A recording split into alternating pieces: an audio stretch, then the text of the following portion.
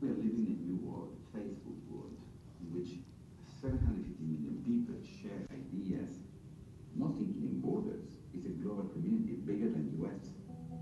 So good evening. My talk is about transnational networks and social media and how the two of those affect international relations.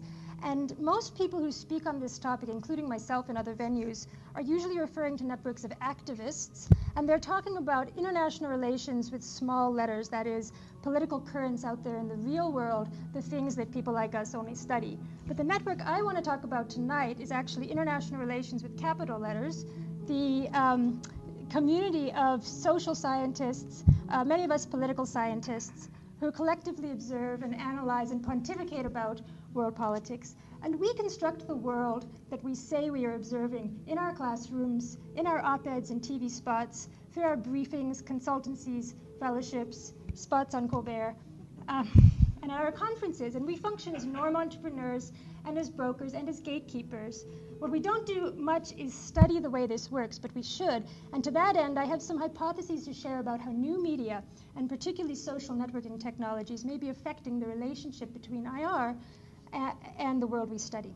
So I'm talking, obviously, about networks, technologies like Facebook, blogs, Twitter, wikis, YouTube. We've all heard about how YouTube is revolutionizing world politics and magnifying focusing events, and how Twitter is shaping revolutions and empowering citizens against their governments and displacing media industries. And we've heard about how Facebook contributes to transnational political community or possibly to the retrenching of the state. But user-generated media and social networking platforms are not only arguably revolutionizing world politics, they're also, I think, changing how the transnational network of IR scholars and experts interfaces with the world. These new structures are reconstituting us as agents in ways we're only beginning to explore. The latest TRIP survey of IR scholars worldwide shows that 90% of respondents now use YouTube in their teaching, 28% have contributed to blogs, 51% believe that IR blogs have a beneficial impact on the discipline, and 90% believe that blogs have a positive impact on foreign policy formulation. And some new research suggests that these beliefs have some basis. In fact, this study shows that a mention on a blog increases the chance of a scholarly article getting read by anyone by some staggering magnitude. And where did I find out about this study? Big shock, on a blog. So these new platforms are not just augmenting how we access and absorb and interpret academic research in descriptive terms, they are also reconstituting how we teach, or if they're not, they certainly should be. And they're changing how we research and how we write and how we cite and how we communicate concepts and debates to practitioners and to each other, and even what we consider the study of world politics to include. And I would go farther to argue that social media is also shifting the boundaries between IR scholarship and practice, between the academy, the policy world, and the public sphere. And here are four testable propositions, four hypotheses about how that's happening. First, new media is flattening hierarchies within the profession. As scholars at all ranks basically circumvent conventional gatekeepers and communicate more directly outside of academic channels, blogs and Twitter have changed who counts as an expert, and they engender not only a flattening of expert outputs, but also a flattening of the inputs that construct experts' ideas, as commenters from all geolocales, political views, backgrounds, and ranks can now weigh in on academic thoughts as they're being formulated, an invisible college, to use Brad DeLong's words. And new media is also providing new ways to do international relations, creating new ways to access data and to conduct research and to debate with one another and disseminate our work. And it's promoting interdisciplinarity.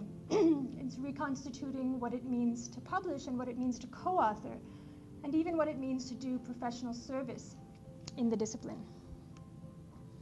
New media is changing the language of scholarship. It's making it more accessible and more concise, and frankly, a lot more fun. Condensing a scholarly argument to a tweet or a status update or a creative YouTube video ensures its wider impact, but it also forces distillation. And this simplifies and also snarkifies the nature of scholarly discourse. Humor and satire are now part of the scholar's arsenal in ways that were unseemly in the past. I'm not saying this is necessarily a good thing, but it's there. Okay. And finally, Web 2.0 and particularly social networking platforms encourage a blurring of the boundary between the personal, the professional, the civic, and the scholarly. As members of the Twitterati, we are now as inclined to mention what our kids are doing, what shows or sports we're following, or who we're voting for as what scholarship we admire.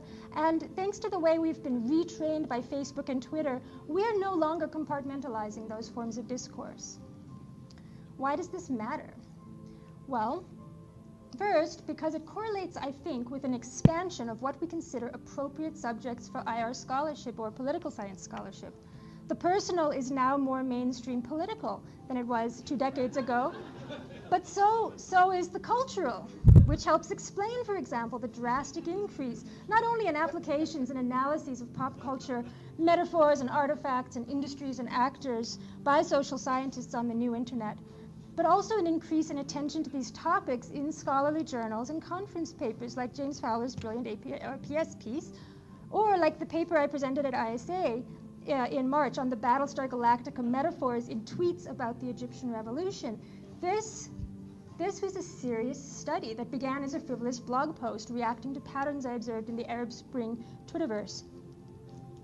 The second reason this matters, though, is because this blurring of hats licenses and incentivizes scholars to acknowledge our embeddedness in the worlds that we're studying and our role in constructing and interpreting these events in the world, like the Arab Spring, through language and linking practices in ways that were previously relegated to ruminations of reflectivist writers.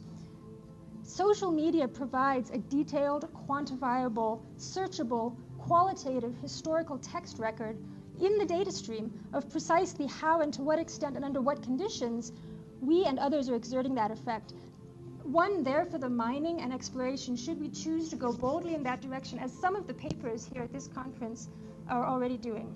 The results so far, IR as a discipline and political science broadly is becoming more critical, more reflective, more edgy, and more fun. And maybe this is translated into greater appeal to the masses and greater cachet with policymakers. Maybe. I don't know. As I said, research on these subjects is scarce, and these are testable propositions only, and whether any of this is good for the academy or for world politics, if true, remains to be examined. But at a moment in history when the same technologies and world events are evolving in ways we are barely keeping up with, I think it's high time that we at least paid attention to these questions. Thank you.